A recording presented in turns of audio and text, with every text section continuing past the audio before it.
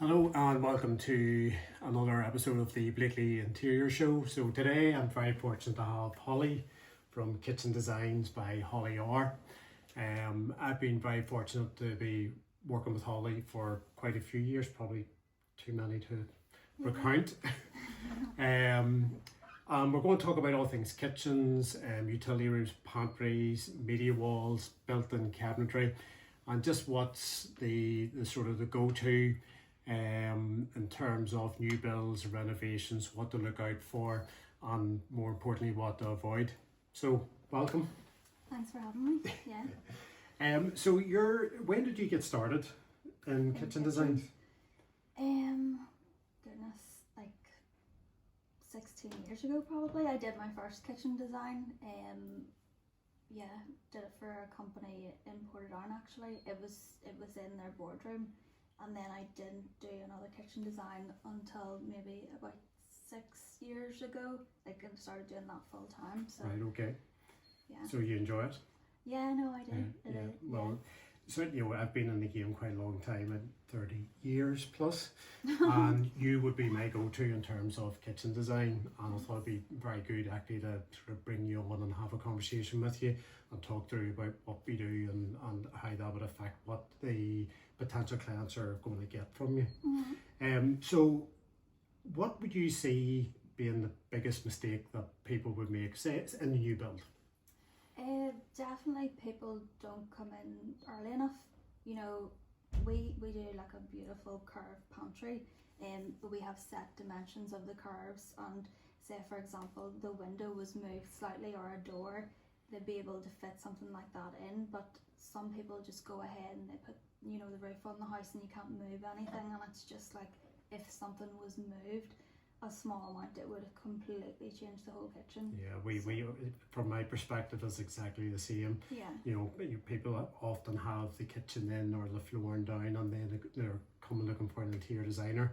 Where for me, and I know definitely for you, if we are involved at the early stages, you know, it costs nothing to move a wall back, to move it forward, to move a door up or down, or again, as you say, move a window. So whenever that does happen, then it does really restrict what you can do. Yeah, I know, we just have to work with what there is. But no, I find that some people, when they do come early enough and then we do the visuals and everything for them, and then they realise, oh, like we had one time there was a window, like up a small high window. Yeah. And the client was like, why is that there? But she didn't realise that, you know, the architect had actually drawn it in already.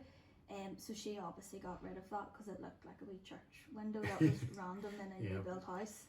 Well, I would find those quite often in quite modern style houses, and there's absolutely nothing that can be done with them. And the position of them as well, if those are sort of south facing or southwest facing, you know, and then the TV's on the opposite wall, you're getting that direct light, the direct light onto it as well, so it makes it very hard to watch TV. It is something that a lot of people would miss out on. So it annoys you too. I'm glad that somebody else gets annoyed by them. I know. Obviously with kitchen designs, and we know that the lifespan of a kitchen should be 20-25 years. Talk to me about trends. It's like a swear word. Yeah. So I would always say to clients, just don't go off trends, you know, just pick what you love, because at the end of the day it's your kitchen, no one else is living there apart from your family. And a lot of people would design for resale too, which doesn't make sense, you know. But definitely trends is a no-go for me. You know, grey was a trend about 6 years ago. I feel like it's everywhere now and everyone wants rid of it. But I think when something becomes a trend, it's a safer option for people to say yes, I'll do that, because I know it'll, you know, look as I see it. It's almost as if it's been accepted by the public. Exactly. And therefore they're feeling that they're offending the least amount of people. And another point that you made there, which is very important, they design a kitchen for themselves. for resale. Oh right, yeah. Yeah, because I would find that as well. You know, that rather than actually injecting their own personality and their own taste, Yeah. they're actually trying to go for, you know, like a one style fits all Like sort of look. more neutral. Yeah, and boring. yeah. So you find exactly the same thing. Yeah, Yeah. yeah. Like some people come in and then, you know, look at really lovely dark greens and they're like, oh, I'm not so sure, but you know, if they love it, they should really go with it. Yeah, that Just I be brave. of exactly the same opinion. Mm-hmm. And kitchen trends. I sorry for keep going on. No, it's okay. What is your pet hate in the kitchen trend? Just people copying everyone else. You know, I suppose they're bringing up pictures from Instagram and everyone has the same boring kitchen. You know, Yeah. that's a pet peeve of mine. Very good. And how do you then sort of try and take that person, wrestle that Shape plan them. off, Yeah. and sort of try to give them a fresh look? Then how do you tackle it? Just doing up, like, so if somebody comes to me, I'll always design what they ask me for, but I'll, you know, most of the time I'll show them a different option because I would never want somebody to think, God, she never listened to me. You know, as long as I'm giving them an alternative, then they'll be like, actually, do you know what, I can't stop looking at that, that's what I want. And 9 times out of 10, you know, they will go with that option that they love. Yeah, I think that is something that what you've said there as well. You know, whenever I've introduced you to some of my clients, you know, I always say, you know, Holly's very quiet, but she's listening.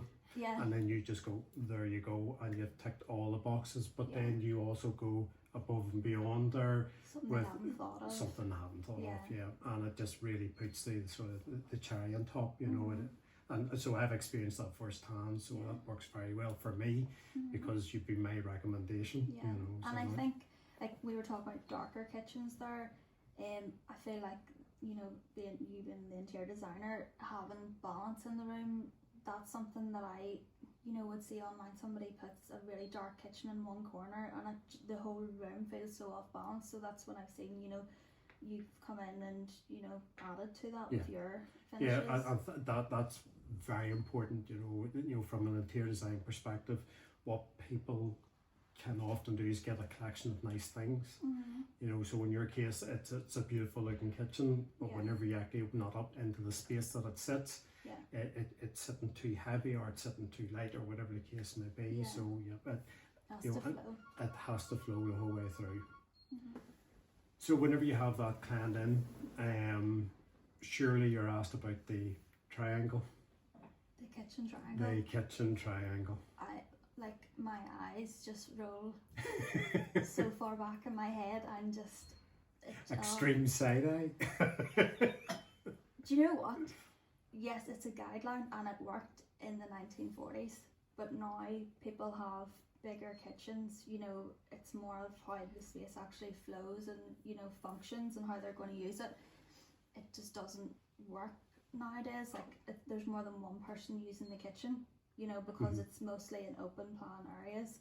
There's going to be a few people potentially using the kitchen at one time. So I don't really go off of the triangle. I mean, if I did, we would end up with an isosceles triangle, you know, because there's like loads of appliances now. You've got wine coolers most people are using, so it just doesn't really work most of the time. So I would just sit down with clients and look at, you know, the cooking zones and how they're going to use the space day to day. So yeah, and I think that is something which is quite often missed, and certainly with, you know, whenever I would get a set of plans in, you know, the architect has drew the plan, but the people actually haven't sort of thought about living in that space. yeah. And I'm talking about the overall project, but it's certainly very relevant in what you're doing. Is, you know, your morning routines, your evening routines, you know, all that has to be taken into consideration. And you touched there on appliances. You know, there are so many appliances now, and a lot of people bring them in and trying to find space for them. But I suppose the benefit you have is that kitchens are bigger, kitchen spaces are bigger. Yeah. So what are you finding is the go-to appliances now? Okay, so I love the Bora hob, the downdraft hob. I just think there are obviously other brands available.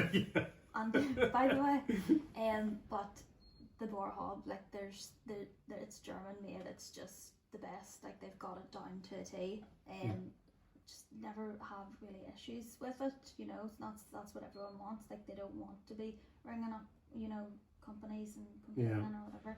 And the benefit of having a Boar Hob yes, obviously then there's means benefits, so I suppose with that one it can fit in a standard base unit. You have the downdraft function, the filter's really easy, you know, to access if that needs changed. Those filters could last up to 4 years, you know, so it's handy. I can change it, so anyone could change it. Yeah.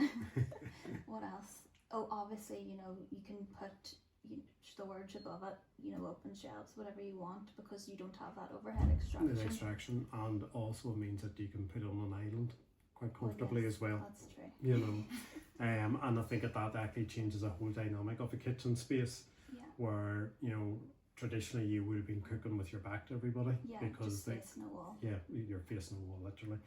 And where now it becomes more of a social thing. Yeah.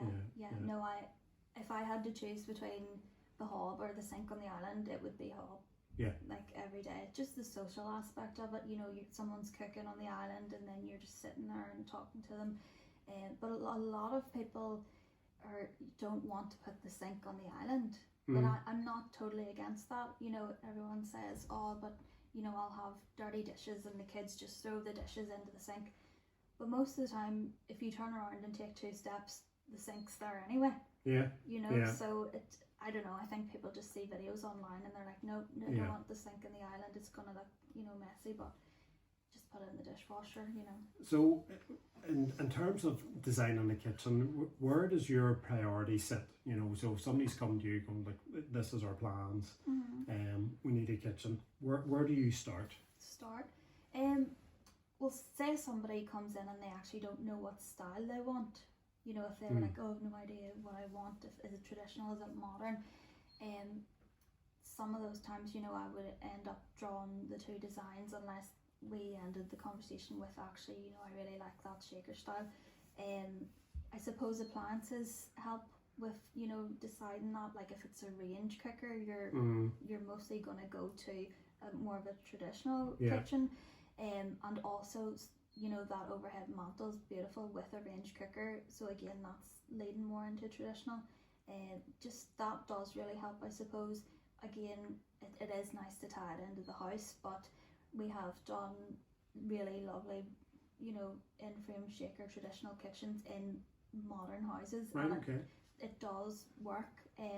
Now sometimes I've seen kitchens that are really modern in traditional houses and it looks really wrong. You can go really wrong with handless kitchens. Some places just make them feel really cold. Yeah. You know, especially like the white gloss and stuff. Like it's just a no-go. It's really any gloss, you know, regardless of the colour, you know. Yeah. And obviously I've come across that a lot. Yeah. And what the only way to try and get, you know, that sort of balance right is the wall covering. Oh yeah. Whether it be paint colour or wallpaper.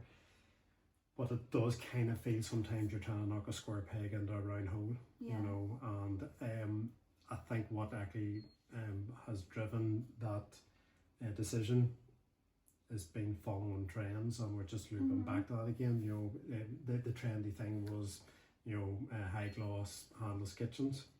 Yeah. And they are very difficult to make fit into most spaces. You know, if it's a modern style build, it works perfect. Yeah. But anything sort of close to the majority of the houses that we have in Northern Ireland, it just doesn't quite fit in. Yeah. So I get that. So once we've got a sort of style, then what would be your next thing? Where would you go to? I would say wish list. So if somebody wants, you know, that big breakfast larder, you know, what sort of, again, you know, if they want that set up with the coffee machine, the microwave, that would play a part. Just kind of how they see themselves using the space, like waking up in the morning and, you know, going to the breakfast cupboard, going to the fridge to get the milk or whatever. Yeah. And is the design of that then, it's just, you know, making sure that everything's there at hand? Yeah, works well and it functions well, and just flows really well too. Like there's sometimes I see designs and there's like a tall unit here, and then it goes down, and then another tall unit, and it goes down, and that drives me insane. Like, I really hate that. So as long, there's things online and it says about, proportions and stuff and what to follow, but I don't know, I just know by looking at it and what looks good and it's not overcrowded. So I suppose, just going through the wish list, looking at different styles and stuff, it really just helps. And then at what point do you start having a conversation about worktops? Worktops, I suppose it depends. Sometimes it just comes down to like the colour, that they would like.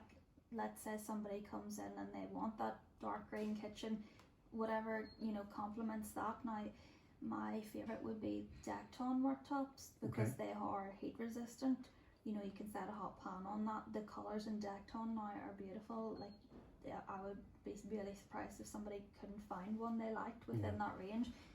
Because they are more popular now. We're working on a few projects at the minute, so it's all Decton. Yeah. And it works really well with the Bora hob on the island. You just set, the pan on that if you wanted.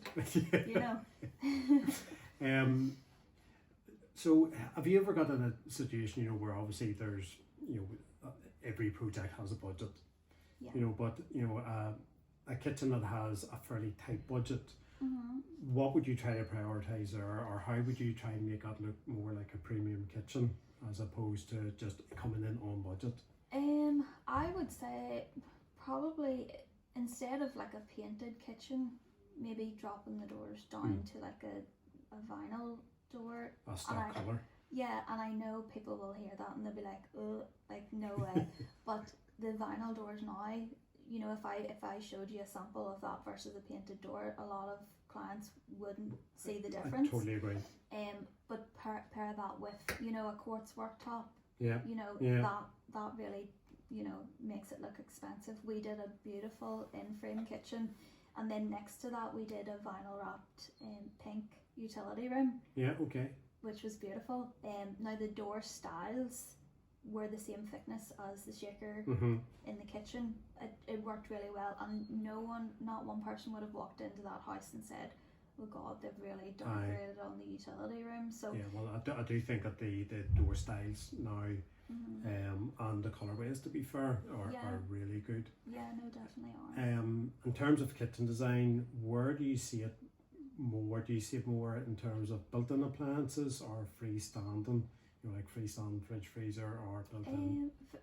To be fair, we rarely do the freestanding American style fridge freezer. I would say if somebody was doing like a handleless kitchen, I wouldn't recommend, do you know the J-groove doors? Yeah. So that's the handle connected to the door. Yeah. I haven't done one of those, and I can't remember the last time, because I just having your hand in that would be an absolute, it's a nightmare. I think it's keeping it clean as well, which is something which I've come across. And you're always handling the door. Yeah. And those handless kitchens tend to be more glossy, and you can see the fingerprints on it. So I know exactly what you're talking about. I have come across that. Yeah, and even the suction on those doors when it comes to like a fridge and freezer and a dishwasher, it's not good. So American fridge freezers, very, very rare, but they're still popular. Okay. Would you have a preference then in terms of colour of kitchen? A light kitchen or dark kitchen, or are you driven by the client? Oh, well, I thought you meant me personally. I mean, client. It's mostly client driven, but sometimes if I show them a colour, like if they're not sure, and I'm like, right, I've done a kitchen recently, it was this colour and this colour, and they're like, oh my god, like that's really lovely. It is mostly client driven unless they really want help with those colours. Right, okay. So if they come in and they want that green kitchen, I'll show them all the different, well, we can do any colour. But I'll let them see what that looks like, and hope they don't, go back to a neutral colour, because it can be a bit boring sometimes. Yeah, so you almost put yourself on the spot, so well, what do you prefer? I love black. Yeah. Yeah. Like black is, my whole house would be black. Like Like I mostly wear black. It's like I'm ready for a funeral every day. I think that, you know, we're both working on a project at the minute, and Yeah. it is a black kitchen. It's going to look absolutely amazing. bone black? Yeah, the bone Yeah. black from Zoffany. It is stunning. Yeah, that would It's be actually the colour of the trims around here if you're looking. It's not even like a harsh black. No, There's it's a a bloody warmth to it. undertone. Yeah, and on there's a warmth to it as well. Yeah. So no, I think that's going to work out really well. it. And again, I think that comes down to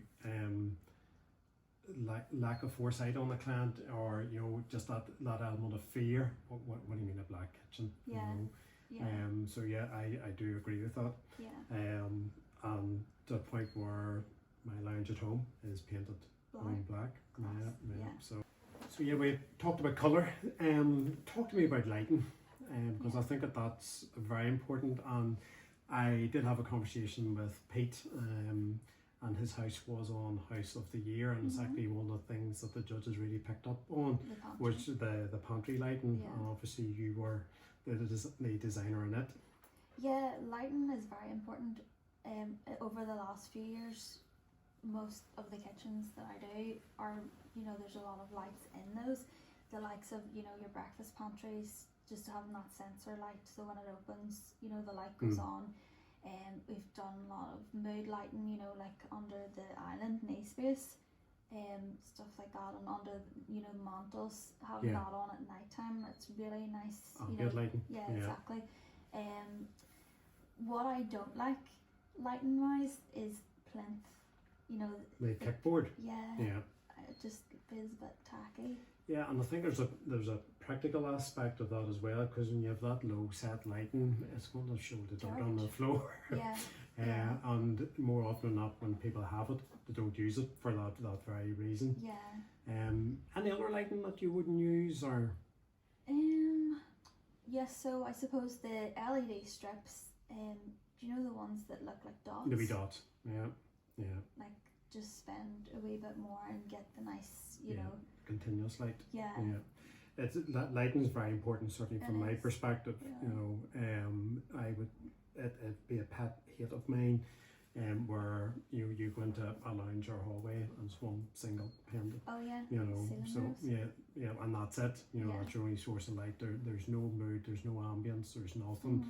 And the way to get that is by simple lighting lamps or whatever. But kitchens, obviously, it has to be well thought in advance Oh yeah. to Definitely. get all the wiring to it. Yeah. Exactly. No, that would be a big thing.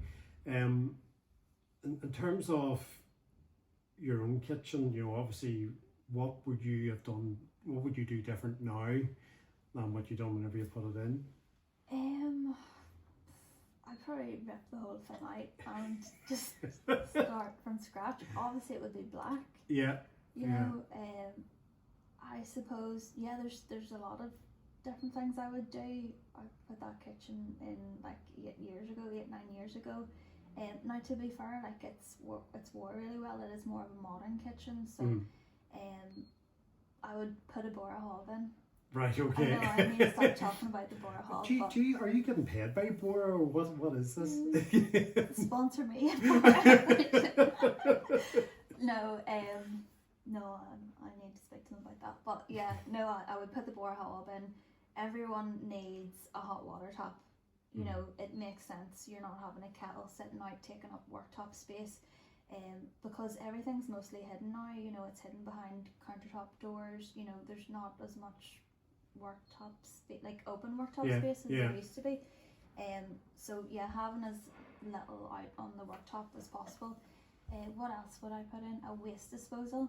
Right. Okay. Yeah, just that brown The food brown bin. bin. Yeah. And mostly, obviously, you know, you have your sink unit and your dishwasher and your big bin beside that. So it is going to be close to a dishwasher that heats. Yeah.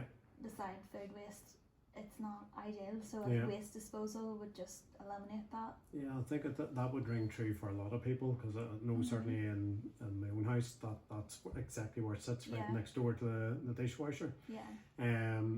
So that's actually a very good idea. I'm going to be talking about that. Yeah, as long as you don't have a septic tank. Yeah, okay. So it has to go to mains. Just check. Well, it depends on the area, but mostly, yeah. If you have a septic tank, you can't use it. But if you don't have one, get one. Good. Yeah. The other thing that I'd really like to talk to you about is the kitchen designer over the interior designer. Right. Now I know that we've worked very well together, but if you Yeah. had experiences working with designers, Yeah. Maybe shouldn't say this. you're allowed to say it. It's on my channel, sorry. I sometimes like I find that sometimes interior designers come on board and they just feel like they have to like overpower like everyone, and it's just annoying. Like, why can't we work well together, work well with other people too, everyone's just dead on. Like, there's no need to be doing that. Yeah, I think for me it is design's design. Yeah. And I think once you have the understanding of that, you can sort of run your eye over it. But the skill that you have is obviously the product knowledge, Yeah.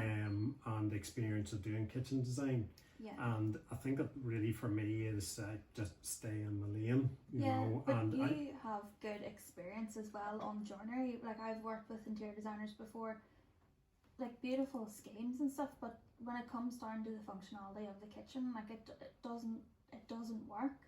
I've seen that a lot actually. Yeah, so it's just like, I want to work with an interior designer. At the end of the day, it's about how the space looks. Yeah. How it's finished. So I think everyone should just work and play ball. Yeah, like we've done quite a few projects together, and not just kitchens. We've done media walls, built-in cabinetry, bedrooms.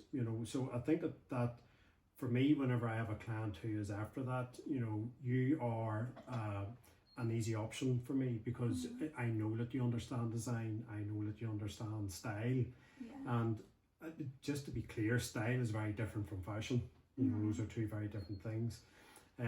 But also you're willing to listen to the client, and listen to me, for the sort of look that I'm after, but you're also not frightened at going, that's not going to work. Yeah. And I'm happy to listen to that, so Yeah. I think that does make a big difference. I know that I have worked with clients and they've just passed kitchen stage, and then whenever I see the design of kitchen that they went for, it just doesn't feel right, and there's not an awful lot that you can say.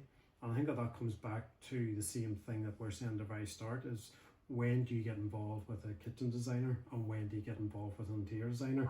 You should be pushing the button, pushing the button straight away on both of them, before a sod is turned. Yeah, 100%. Because both of us, because I would be looking for, you're obviously looking for cabinetry positioning. I'm looking for a door position because of furniture. I'm looking for a window position, and for helmets, for curtains, for tracks. Is that going to be automated? Do they need to get cabling to it? Where are the ambient lighting lamps going to go? We need power there. I think people, especially with interior designers, they're like, I don't want to pay an interior designer. Like, how am I going to afford an interior designer? But if you actually look at the projects that we've worked on and the decisions that have been made early on, they would have actually saved so much money if they had someone like you from the start. So I think they need to look at it, Well, thank you for saying, did I give you £5 now for saying that? Yeah, and that I think that was something that Pete touched on as well. Just about there's an element of decision fatigue. Oh God. And people just end up making decisions for decisions, and every time that decision has to be changed, if the builder's involved, it means that a wall has to be moved, a window blocked up, a door frame changed. And that one adds time to the project, it adds extra labour to the project, and ultimately that's all money. So I know that from my perspective, I would save people 100%. a lot of money and a lot of heartache and time.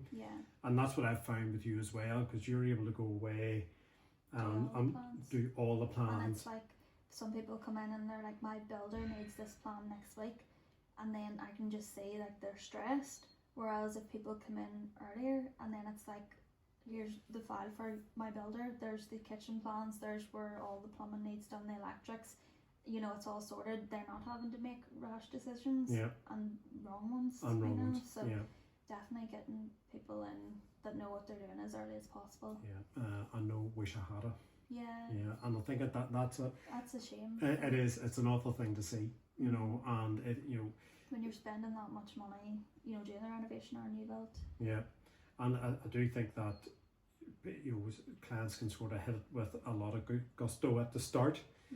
But the wind gets taken out of their sails very, very quickly because there's a lot of information. It's information overflow. You know, they're not doing that every day, so it's some, you know, words that the builders are using. They're like, what is that? You know, so again, I would find exactly the same.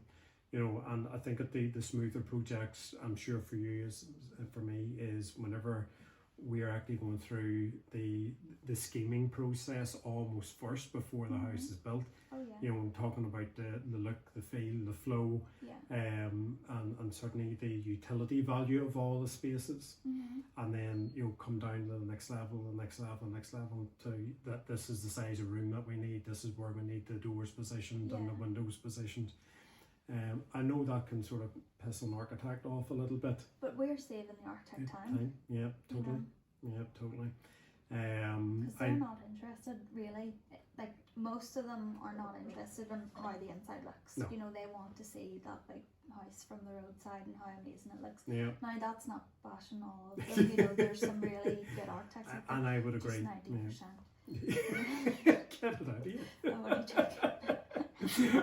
And I would tend to agree. You know, I've done seminars, and one of the points I was making was, the architect isn't always right.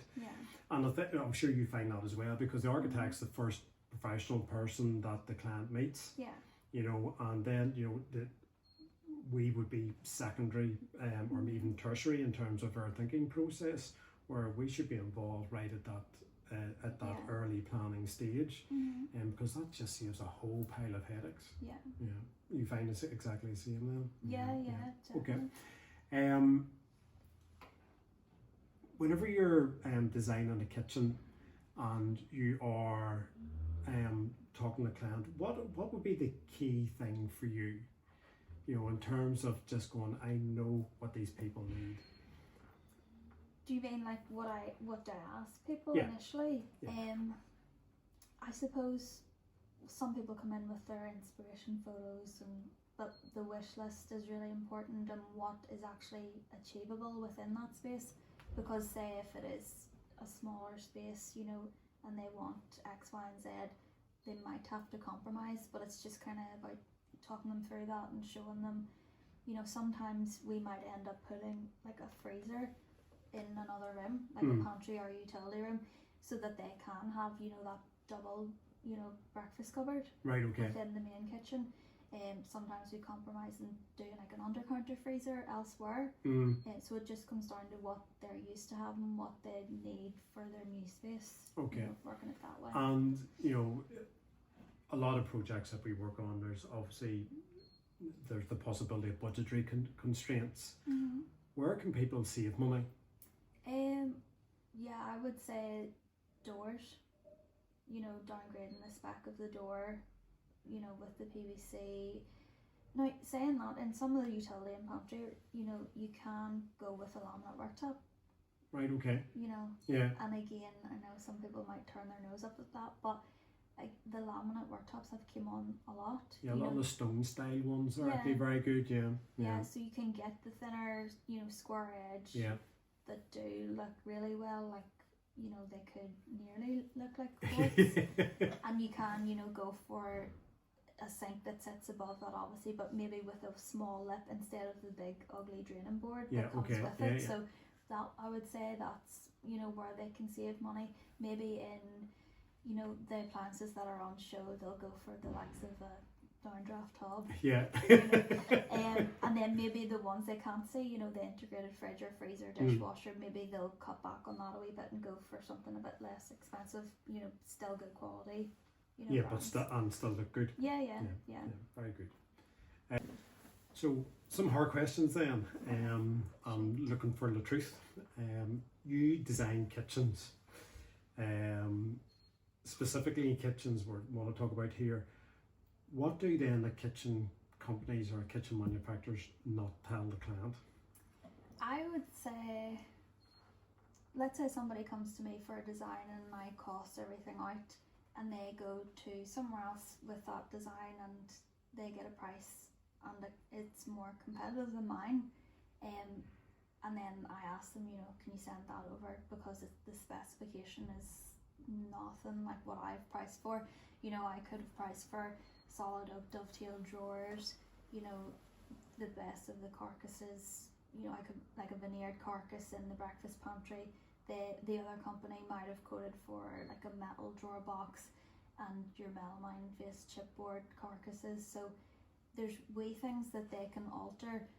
They can change, if they wanted to bring the sizing of the cabinets more to a standard size, and then the clients are left with big filler pieces. Yeah. Like the heights of the cabinetry too. There's a lot of things they can change spec wise, but the clients maybe don't realise that, until it's and too that late. makes you look expensive then, in comparison to other costs. Because another thing that we've talked about is like drawer runners, The soft close. the soft, and there's so many different qualities of that out there now. Yeah. And I think the other thing then would be the hardware. Yeah, exactly. Yeah. Because you can buy a handle at £5, you can buy a handle at £2,000. Okay, let's not go that far. Okay. Yeah, but that does make a big difference then, and, not only in the cost but also in terms of the overall look of the kitchen. Oh yeah, yeah. And on costing then, what would you think would be a luxury that just isn't worth it?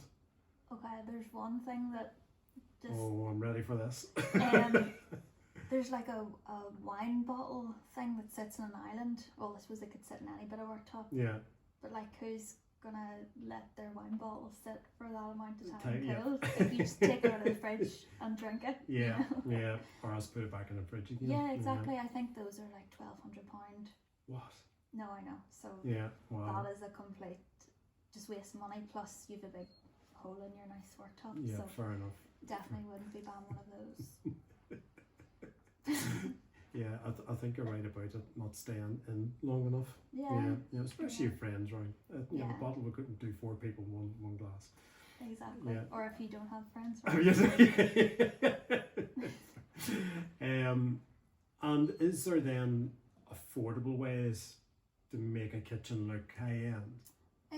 Yes, I would say, if you were, say you were restrained to a budget, maybe if you wanted to down spec on the doors, but definitely go for like the quartz or the Decton finishes. Yeah. And then the hardware, I've seen like bespoke kitchens, but the handles are just not in proportion to the door size, and that just looks it just looks off. So if you can downgrade on that and upgrade on the handles and the hard finishes for the worktops and stuff, that would definitely be it. Also with the appliances too, if it's something that's integrated, you can reduce costs there. Super. Okay, Holly, well look, thank you for that. Thank you for your time. I know that we've covered quite a lot there for people, so I really want to thank you for your time and your expertise. And I think that's us done. Well, actually, just before we stop, I did have a few questions to ask you. Yeah, Is okay. Okay. Putting me in the spot. Yeah. So you have to answer honestly, okay? You ready? Have you wrote all these down? Yeah. Just because I knew we were having a chat today, so I thought it would be fun. Ready? Right, I'm ready. Okay. Be honest, do interior designers sometimes prioritise looks over function? Personally, no. Serviceability, practicality and durability would be probably top of my list. So that's what I look at, and then I get it to look good. I know that there are resources out there and designers out there that it's all about the look and not about functionality. That's not me. Good. Okay, tick. Have you ever designed something that looked great but didn't actually work? I can't think of anything that you want to say out loud. that case the client's watching. No, I tell you what's actually happening now is, I mean, 5-6 years ago, smart homes were all the thing, and I do think that from a practical perspective, you know, even though technology's got better, you know, all the different systems talking to each other, really, you know, those sort of interfaces haven't really helped at all. Yeah. So what we're finding, there's actually a big push towards lithium battery operated blinds and curtains, roller and Roman I blinds. suppose there's less that can go wrong. Exactly. And I yeah. feel like some people are just afraid of all of the technology. Like if something goes wrong, everything is Yeah. potentially out. And the mains one as opposed to the battery, you know, the mains ones are, you know, very expensive. You then have to have a comms unit, and you know, there's a lot of money. Yeah. I mean, there could be, you know, some smart homes I've worked on there, they've been upwards of £80,000 on the tech. 80? £80,000 on the tech, and the curtains won't open and close when needed, because it's a different computer language that the controller's using as opposed to what the comms unit is using. Oh, right, okay. So the interface then it's complicated. Yeah. So having a remote control, you know, you'll get a 15-channel remote control that control 15 windows in the one space, or up to 15 windows. So we're finding that the battery ones, and especially the lithium, because they're now long life batteries, you know, charging time could be maybe only 2-3 times a year. Oh, right, sure, that's far easier. Yeah. Do you think interior designers fully understand how kitchens are used? No, I don't think that at all. I have retrospectively been involved in projects where I have seen kitchens that have been interior designer led, and I think shocking is the word I would use. I like that. And you know, that's one of the reasons why you get work from me is because I stay in my lane. You know, I often say to people, look, I am not a kitchen designer, but I end up helping design kitchens. But that's not necessarily true, because I bring you on board. Yeah. You know, and that's so to answer your question, interior designers should not be designing kitchens. So basically your life was harder before you met me. Next question. What's something kitchen designers do better than interior designers? And design kitchens. Okay. Well, I'll go, but yeah, I think it's understanding the space of where the kitchens have to go, and having full knowledge of cabinetry sizes and what's actually required. Yeah. You know, there are a few sort of general rule sets out there in terms of, you know, spacing between, you know, island and cabinetry. Yeah. Yeah. So, you know, beyond that, I think that it's understanding appliances, what there is, what there isn't, and what works best on a wall. Cool. Do interior designers overcomplicate simple spaces? What sort of question's that? A fair one. No, I don't think so. I would say some do. Well, I can't speak for other people. I'll speak for myself. And again, I have seen projects where it is just a whole lot of noise, Yeah. you know, and there's no correlation. I think an interior designer needs to be spatially aware, understand colour, understand tone, and if that's done right, then there's no issues at all. Yeah. And sort of go throw that back at you. You know, one thing that would really cheapen a kitchen is multiple surfaces. Finishes. Yeah. Multiple finishes. You know, Definitely. and that is literally the same design principle whenever you put it into a lounge or a hallway or a bedroom, whatever, same thing.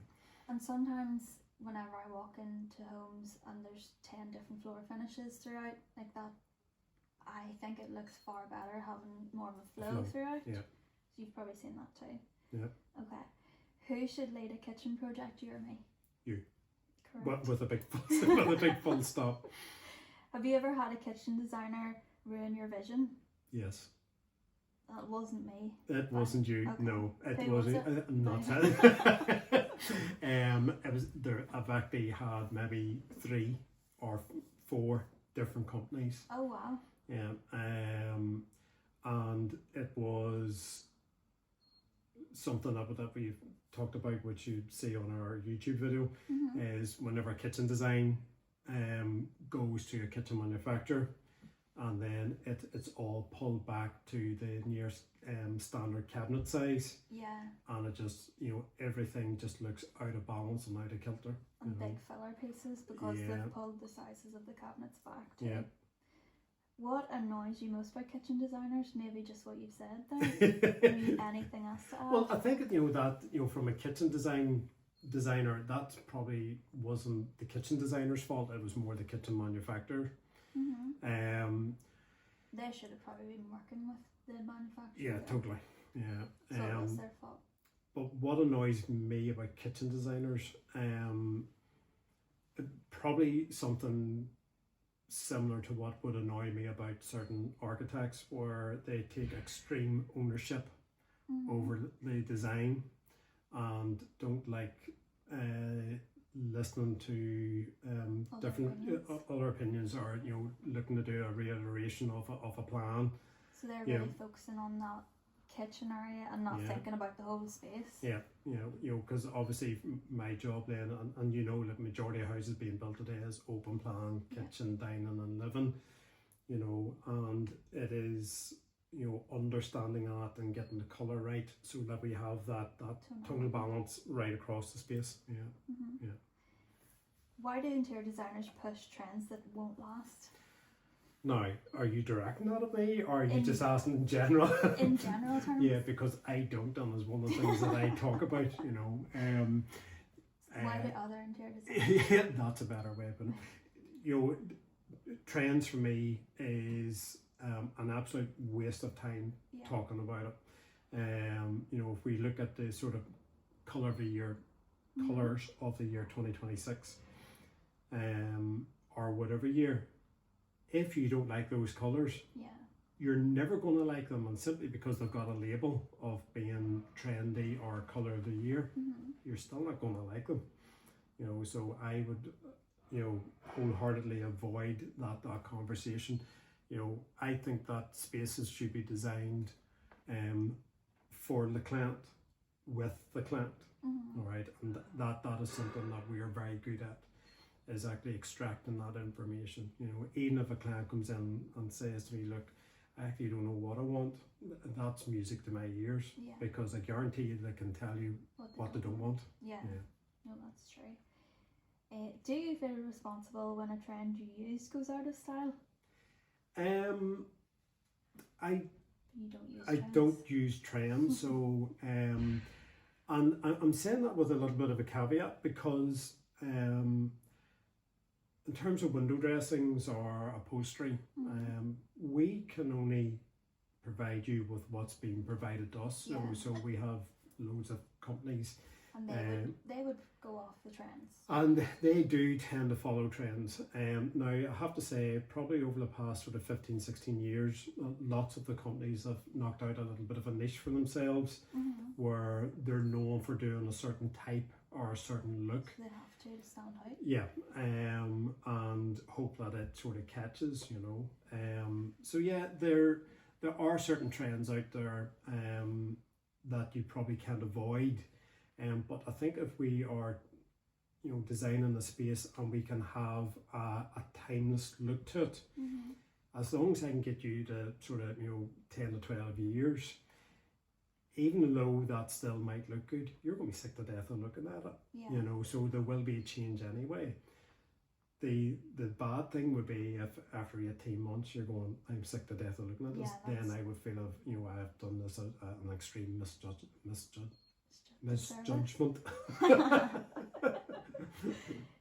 Are interior designers part of the reason every house starts to look the same?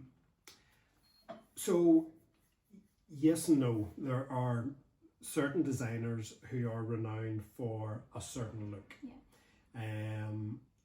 And what happens then if you're known for a certain look and you're getting a big following, then it's a trend thing. Yeah. Then other potential clients will look at that and go, well, that's actually the look that I want, even though it's maybe not even close to their style or what they actually like. Mhm. So yeah, some designers can be responsible for that, but I'd also say that fear, clients having fear of making a mistake, Yeah. or worrying about what their friends might think or family might think about how their home actually looks. And I know that I get comments, well, each to their own. Well, that's exactly what it should be. Yeah. And not worry about the latest trends or the fashions or whatever, but going for what you like. Yeah, no, that's definitely important. Do you design for the client or for your portfolio? You just answered that, really, haven't you? Yeah. Well, we do not put a lot of our portfolio up online, because it's very client specific. Yeah. And there's times we'll ask the question, do we take images? If there's a hesitation at all, we don't take images. So there's not a lot of our work up there. Yeah, that's the same. That's what I quite like about my designs too. Like not every, like somebody comes on and they say, how much is a kitchen? And I'm like, that's so hard to say because I don't know how big your space is. I don't know if you want standard or bespoke cabinetry. And all of my designs are so different. Like it's not like I copy and paste. There's some companies out there, like I would know that kitchen's from a certain brand. Yeah. Careful. Yeah. Okay. I can mention the names.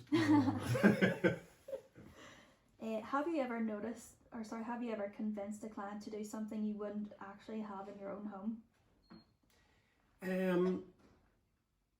There's probably lots of because that boils down to personal taste then.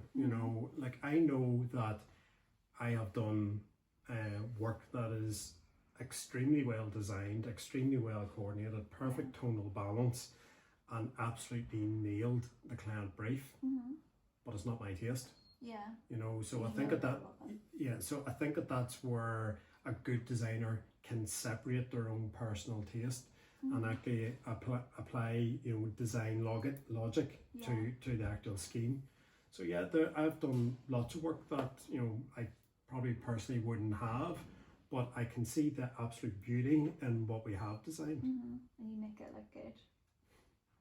What trends are you secretly tired of doing?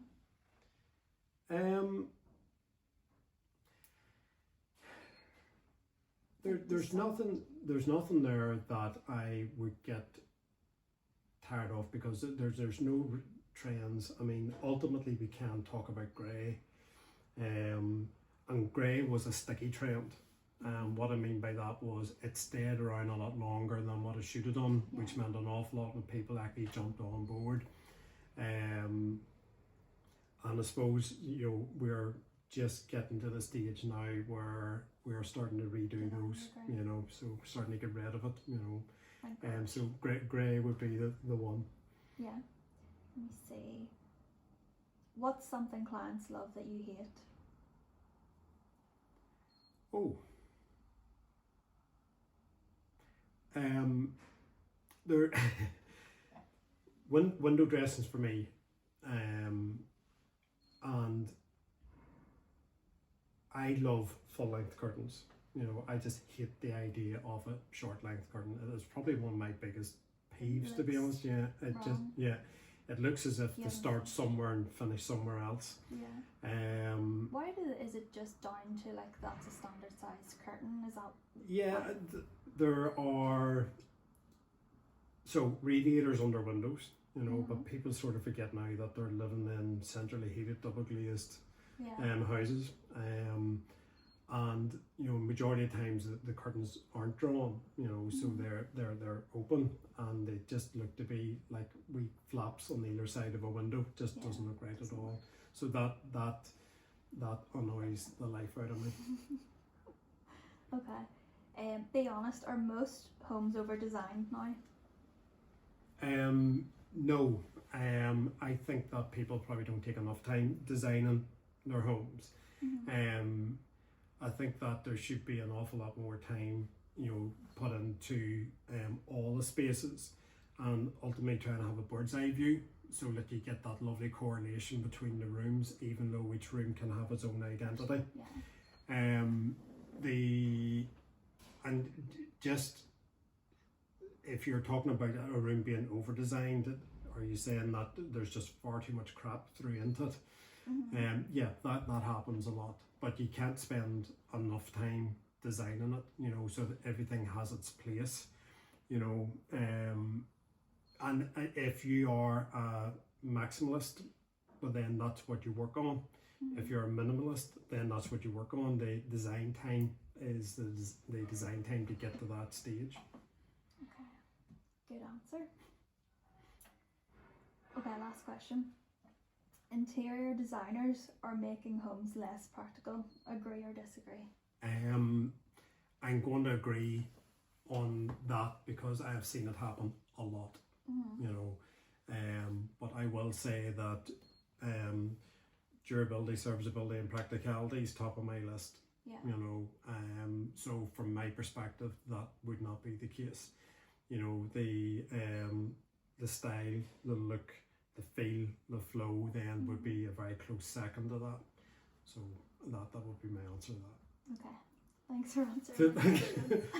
Thank you very much. Wasn't too hard, was it? That was me on the spot. Thank you very much. Okay. Thank you very much, Holly. No problem.